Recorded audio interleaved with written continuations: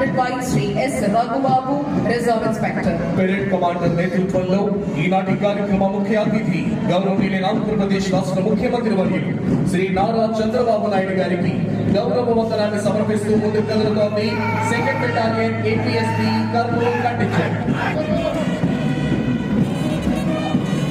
Here comes 3rd Battalion APSB Kakinada contingent, saluting and honoring today's Chief Honorable Chief Minister of Andhra Pradesh, Sri Nara Chandrababu Naidu.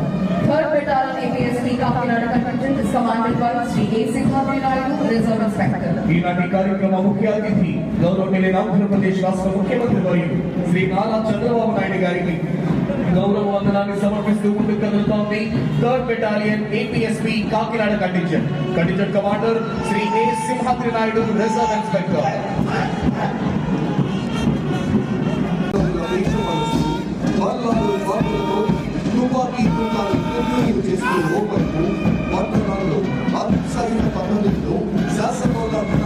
సహాయ నిరాకరణ చేస్తూ గ్రామాల వేసి పురాణ ఇతిహాస నాటకాల్లో భరతమాతను చెలపట్టిన రావణ సేనగా తెల్లదొరని చూపిస్తూ ఓవైపు మాటల మంటల్ని నింపిన కవితల్ని కలవాలాలుగా మార్చి నిరక్షరాస్యుని సైతం స్వాతంత్ర సంగ్రామంలో దుక్కి కొత్త సింహాలుగా మలుస్తూ మరోవైపు పండిత పామర స్త్రీ పురుష బాల వృద్ధ తారతమ్యం లేకుండా కుల మత భాష ప్రాంతీయ భేదాలు లేకుండా ఆఫ్రికా హిమాచల్ భారతీయులు ఒక్కటై పోరాడిన మహా సంగ్రామం స్వాతంత్ర సంగ్రామం.